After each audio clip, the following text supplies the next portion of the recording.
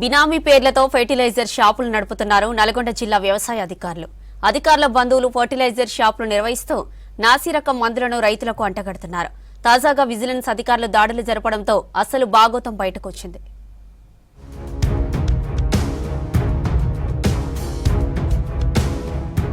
నల్గొండ జిల్లా మిర్యాలగూడలో వరి సాగు ఎక్కువ. నియోజకవర్గ పరిధిలోని అన్ని మండలాల రైతులు విత్తనాలు, ఎరువులు, పురుగుల మందుల కోసం మిర్యాలగూడకే వస్తుంటారు. నాణ్యమైన విత్తనాలు, పురుగు మందులు ఇక్కడ దొరుకుతాయని రైతుల నమ్మకం. అయితే రైతుల నమ్మకాన్ని ఆసరాగా చేసుకున్న వ్యవసాయ అధికారులు కొత్త దందాకు తెరలేపారు. మిర్యాలగూడ నియోజకవర్గంలో వ్యవసాయ అధికారులే బినామీలతో ఫెర్టిలైజర్ షాపులు నిర్వహిస్తున్నారు.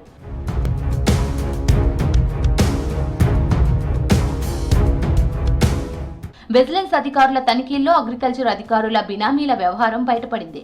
వ్యవసాయ అధికారుల బంధువులే ఫెర్టిలైజర్ షాపులు నిర్వహిస్తున్నట్లు గుర్తించారు. వారి షాపుల్లోనే కాలం చెల్లిన మందులు కూడా దొరకటం కలకలం రేపింది. నాసిరకం విత్తనాలు, పురుగు మందులను కట్టడి చేయాల్సిన అధికారులు బంధువుల పేరుతో షాపులు నడుపుతున్నారని విమర్శలు వస్తున్నాయి. పైగా కాలం చెల్లిన మందులు, అనుమతులు లేని మందులు అమ్ముతున్నారని ఆగ్రహం వ్యక్తం చేస్తున్నారు రైతులు.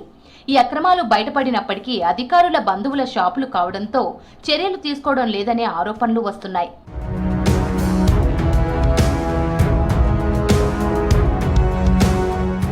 భార్య వ్యవసాయ అధికారిగా ఉంటే భర్త షాప్ నిర్వహిస్తున్నారని, భర్త అధికారిగా ఉంటే భార్య పేరుతో షాపును నడుపుతున్నారని తెలిసింది. బంధువులు, నమ్మకస్తులతో ఫెర్టిలైజర్ షాపులు నిర్వహిస్తున్నారని తెలిసింది. వీటికి లైసెన్సులు కూడా ఈజీగా ఇచ్చేస్తున్నారనే ఆరోపణలు ఉన్నాయి. వారిపై ఉన్నతాధికారులను ప్రశ్నిస్తే అన్ని సక్రమంగానే జరుగుతున్నాయనే సమాధానం చెప్తున్నారని తెలిసింది. ముఖ్యంగా ఎవరైనా సరే వ్యాపారం చేయాలనుకుంటే ఖచ్చితంగా లైసెన్స్ తీసుకోవాలి. FCO యాక్ట్ ప్రకారం, ఇన్సెక్టిసైడ్ యాక్ట్ ప్రకారం, తర్వాత సీడ్ యాక్ట్ ప్రకారం లైసెన్సులు జారీ చేయడం జరుగుతుంది.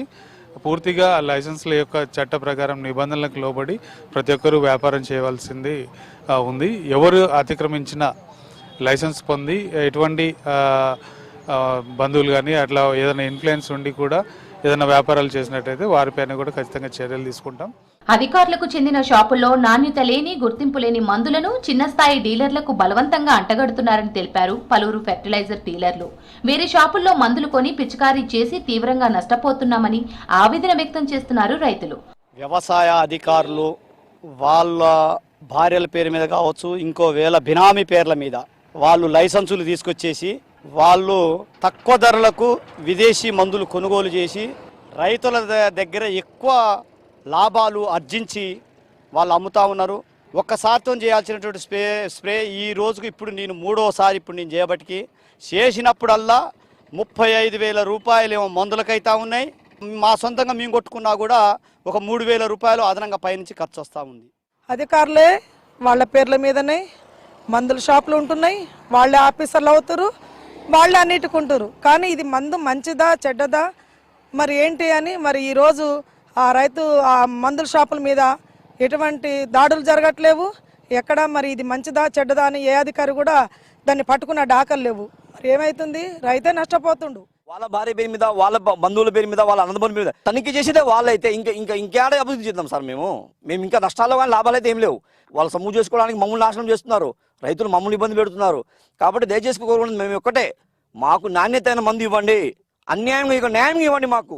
బినామీ షాపుల వ్యవహారంపై ఉన్నతాధికారులు ఫోకస్ చేయాలని, నాణ్యమైన మందులు అమ్మేలా నిఘా పెంచాలని కోరుతున్నారు రైతులు.